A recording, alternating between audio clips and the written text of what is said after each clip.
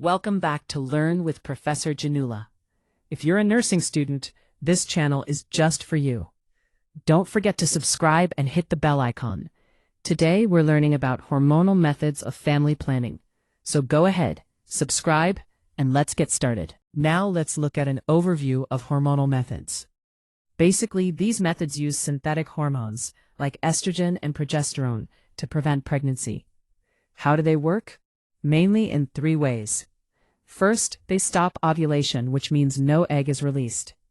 Second, they thicken the cervical mucus, making it difficult for sperm to reach the egg. And third, they change the uterine lining, so even if fertilization happens, implantation is less likely. That's why these methods are very effective. Also, the good thing is they are reversible. Once you stop using them, fertility usually returns. Now, let's look at the different types of hormonal contraceptive methods. First, we have oral contraceptive pills, or OCPs. These are tablets taken daily, probably the most commonly known method. Next are injectable contraceptives, like DMPA.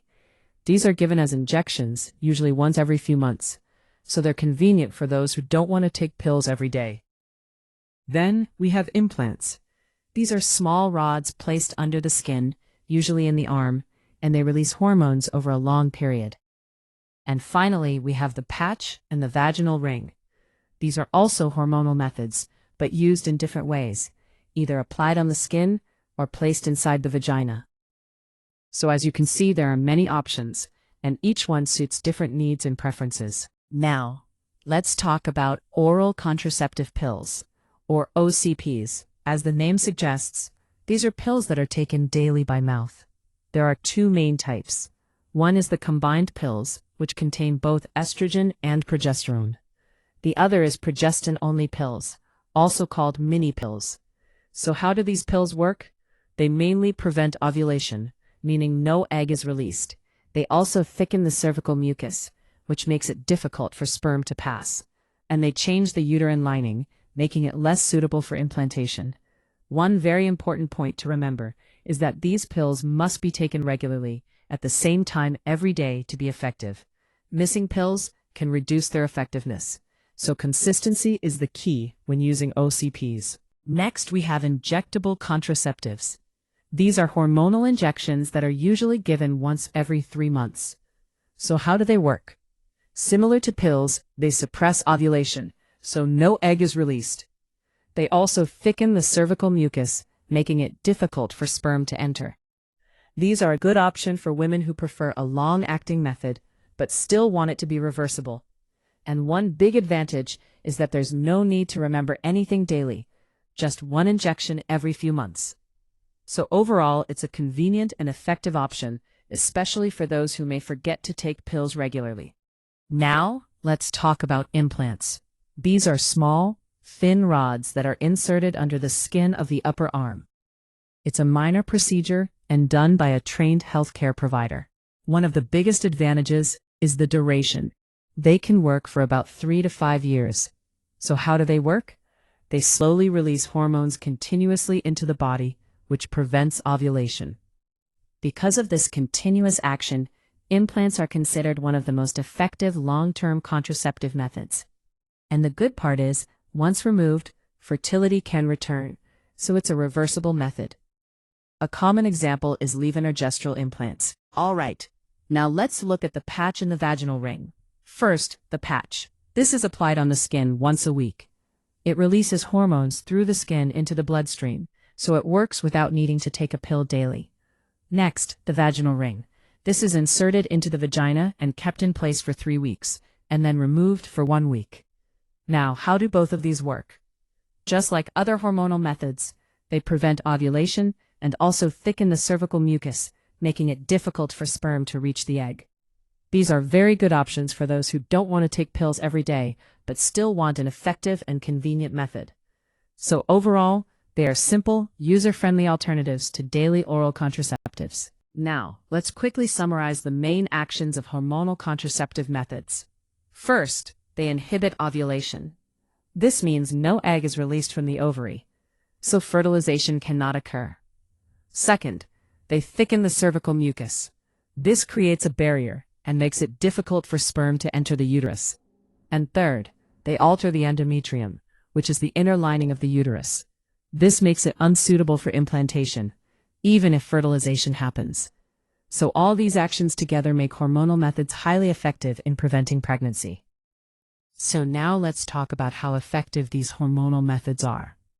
When used correctly, that means consistently and properly, they are highly effective, with more than 99% effectiveness. However, in real life, people may forget or not use them perfectly. So with typical use, the effectiveness is around 91 to 94%.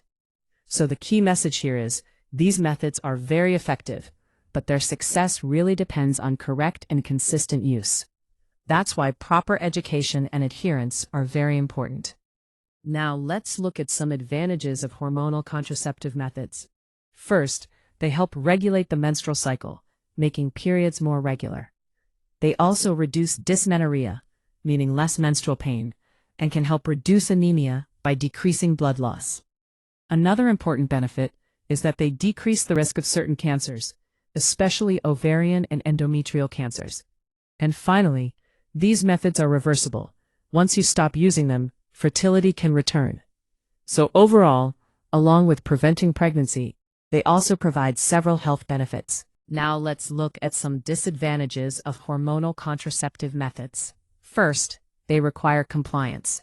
That means the user has to take them regularly, like daily pills or timely injections. Otherwise, their effectiveness can decrease. Next, there can be some side effects. Common ones include nausea, weight gain, and irregular bleeding. These may vary from person to person. And an important point to remember, these methods do not provide protection against sexually transmitted infections, or STIs.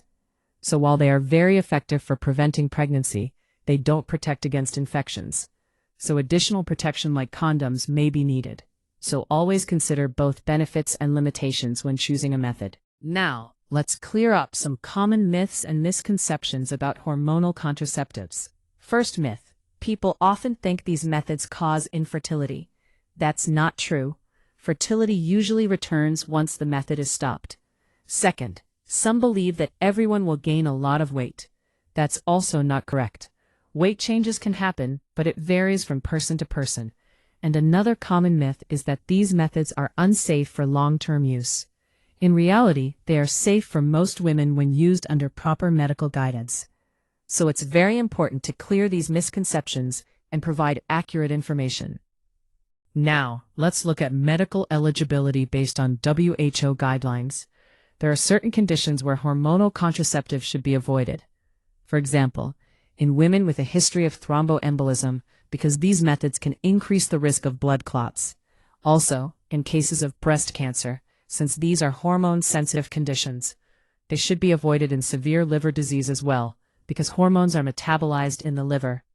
And for women who are smokers above 35 years, especially combined pills are not recommended due to increased cardiovascular risk. However, it's important to remember that these methods are safe for most healthy women. So proper screening and medical history are very important before choosing a method. Now let's look at the role of the nurse in family planning, especially in hormonal contraceptive methods. First, the nurse plays an important role in education, explaining the different methods, how they work, and helping the client choose the most suitable one. Next is assessment. The nurse should take a proper history, check for any contraindications, and ensure the method is safe for that individual. Counseling is also very important. This includes explaining correct usage, possible side effects, and what to do if a dose is missed. The nurse also helps in administration, for example, giving injections, assisting in implant insertion, or guiding proper use of pills, patches, or rings. Follow-up care is another key role, monitoring for side effects, ensuring compliance, and addressing any concerns. And finally, the nurse provides emotional support and maintains confidentiality, creating a comfortable environment for the client. So overall, the nurse plays a vital role in ensuring safe, effective, and informed use of contraceptive methods. That brings us to the end of this video.